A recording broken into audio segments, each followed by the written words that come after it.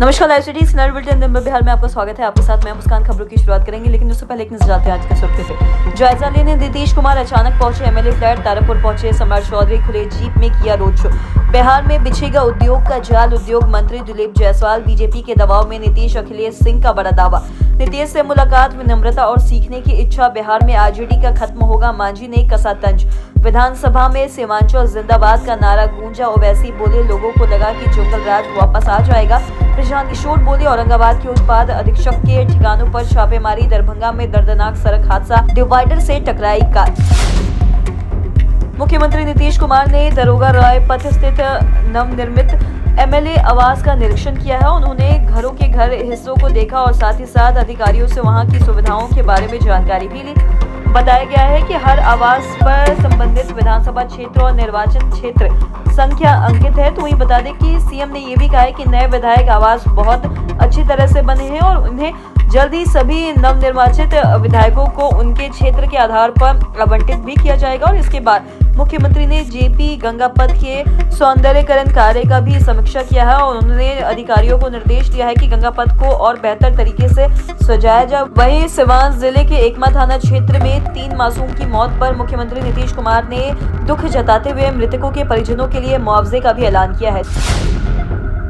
बिहार के नवनियुक्त उप मुख्यमंत्री एवं गृह मंत्री सम्राट चौधरी अपने गृह क्षेत्र तारापुर विधानसभा पहुंचे। नई जिम्मेदारी संभालने के बाद यह उनका पहला दौरा था और जिसे लेकर स्थानीय लोगों में जबरदस्त उत्साह देखा गया। और जैसे ही उनका काफिला विधानसभा क्षेत्र की सीमा में प्रवेश किया, समर्थकों की भीड़ उमड़ गई और साथ ही जगह जगह फूल मालाओं से स्वागत भी किया गया। और साथ ही लोगों ने सम्राट चौधरी जिंदाबाद के नारे भी लगाए। सम्राट चौधरी खुले वाहन में सवार होकर रोड शो के रूप में पूरे क्षेत्र में का भ्रमण भी करते दिखे। तो वही बता दी कि उन्होंने हाथ हिलाकर लोगों का अभिवादन स्वीकार भी किया और रोड शो के दौरान ग्रामीणों, महिलाओं, युवाओं का भारी भीड़ सड़क किनारे खड़ी दिखाई दी और सम्राट चौधरी ने जनता का अभिवादन भी किया है। बिहार में निवेश लाने के लिए सरकार की तरफ से खास प्लानिंग की जा रही है। बता दें कि नई सरकार में उद्योग विभाग की जिम्मेदारी भाजपा के प्रदेश अध्यक्ष डॉक्टर दिलीप जायसवाल को सौंपी गई है। और दिलीप जायसवाल का कहना है कि आने वाले 10 दिन में बिहार में निवेश लाने के लिए एक पूरी रूपरेखा लाई जाएगी। उन्होंने ये भी कहा है कि एनडीए सरकार का जोर बिहार को अगले 5 साल में पूरी तरह से विकसित राज्य बनाना है और युवाओं के लिए हमारा जोर राज्य में नौकरी के अधिक से अधिक अवसर उत्पन्न करना है। बिहार को अगले 5 सालों में विकसित राज्य बनाने को लेकर दावा उद्योग मंत्री दिलीप जायसवाल की तरफ से भी किया जाएगा।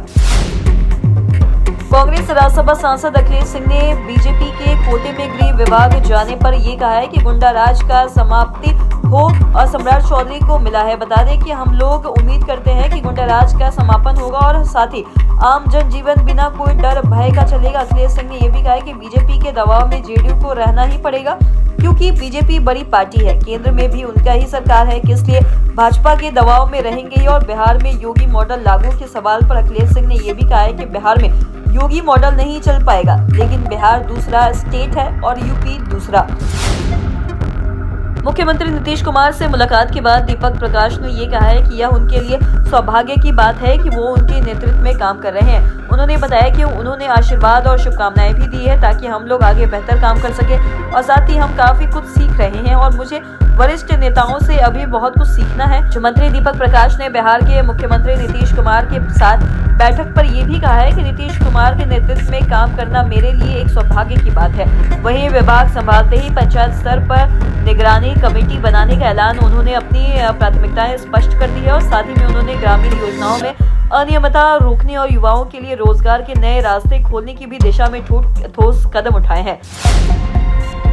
हिंदुस्तानी अवाम मोर्चा के चीफ जितन राम मांझी ने आरजेडी की हालत पर तंज कसा है और मांझी ने ये सोशल मीडिया पर एक्स पर लिखा, जो हश्र धरती पर डायनासोर का हुआ है, आने वाले वक्त में वही हश्र बिहार में राजद का होगा।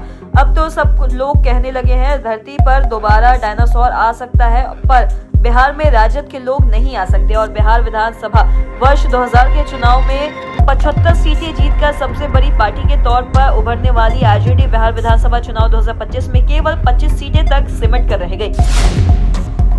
बिहार विधानसभा में सीमांचल जिंदाबाद का नारा गूंजेगा। बता दें कि ओवैसी बोले एआईएमआईएम प्रमुख अजुद्दीन ओवैसी ने अपनी आभार यात्रा के तहत अररिया में जनसभा को संबोधित किया। उन्होंने ये भी कहा कि सीमांचल में पार्टी की बड़ी जीत के लिए सभी मतदाताओं का धन्यवाद किया और इस अवसर पर उनके साथ एआईएमआईएम के 5 नवनिर्वाचित विधायक मौजूद थे। और वैसी ने ये भी कहा है कि लोगों ने जो प्यार दिया है उसके लिए वो कभी सीमांचल को नहीं छोड़ेंगे और ना ही भूलेंगे। उन्होंने विश्वास दिलाया है कि उनके 5 विधायक के माध्यम से बिहार विधानसभा में सीमांचल जिंदाबाद का नारा गूंजेगा। और वैसी ने ये भी कहा है कि लोगों ने एकजुटता दिखाकर साबित कर दिया है, उन्होंने किसी और की जरूरत नहीं। और एआईएमआईएम प्रमुख ने बिहार के बाद अब उत्तर प्रदेश विधानसभा चुनाव लड़ने की भी घोषणा की है। उन्होंने ये भी कहा है कि पार्टी उत्तर प्रदेश में भी पूरी ताकत से चुनाव लड़ेगी। जन स्वराज के संस्थापक प्रशांत किशोर ने पार्टी की करारी हार के बाद कहा है कि बिहार के लोगों को लालू यादव और आरजेडी के जंगल राज की वापसी का डर सताने लगा है, इसलिए उनकी पार्टी हार गई। और इसके साथ ही उन्होंने चुनाव में धांधली का भी आरोप लगाया है। हालांकि उन्होंने यह स्वीकार किया है कि उनके पास अपने आरोप को साबित करने के लिए कोई ठोस प्रमाण नहीं है। और प्रशांत किशोर ने यह भी दावा किया है कि उनके द्वारा महिलाएं लंबी जन स्वराज यात्रा के दौरान जुटाए गए फीडबैक से मतदान के रुझान मेल नहीं खाते हैं, कुछ गलत हुआ है। एनडीए पर चुनाव परिणाम में हेराफेर करने के लिए बिहार के हजारों महिलाओं मतदाताओं को पैसे बांटने का भी आरोप लगाया। और साथ ही उन्होंने ये भी कहा कि चुनाव की घोषणा के दिन से लेकर मतदान के दिन तक महिलाओं को 10,000 रुपए दिए गए हैं।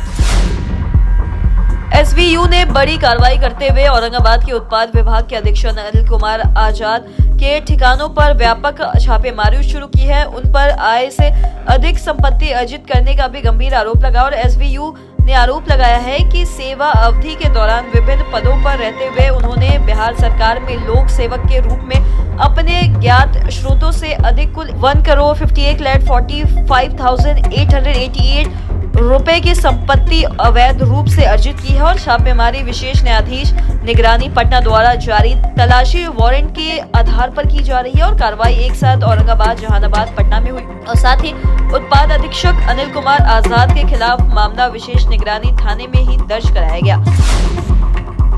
दरभंगा मुजफ्फरपुर फेर लेन पर दिन दहलाने देने वाला सड़क हादसा सामने आया है। बता दें कि दिल्ली मोड़ बस स्टैंड के पास एक तेज रफ्तार स्कॉर्पियो अनियंत्रित होकर हवा में उछली और साथ ही सीधे दूसरे लेन में जाकर डिवाइडर से जोरदार टक्कर गई। तो बता दें कि टक्कर इतनी भीषण हुई थी कि गाड़ी का अगला हिस्सा पूरी तरह से चकनाचूर हो गया और साथ ही भीतर बैठे लोग पूरी तरीके से फंस गए। और साथ ही मौके पर ही 3 लोगों की मौत हो गई और जबकि 4 लोग गंभीर रूप से जख्मी हो गए। और हादसे की सूचना सबसे पहले एक ट्रक चालक ने हाईवे पुलिस को दी है। और हाईवे मोबाइल पुलिस के इंस्पेक्टर शशि भूषण सिंह तुरंत मौके पर पहुंचे और गैस कटर की मदद से गाड़ी में फंसे 4 घायल यात्रियों को बाहर निकालकर नजदीकी अस्पताल में भी भेजा गया।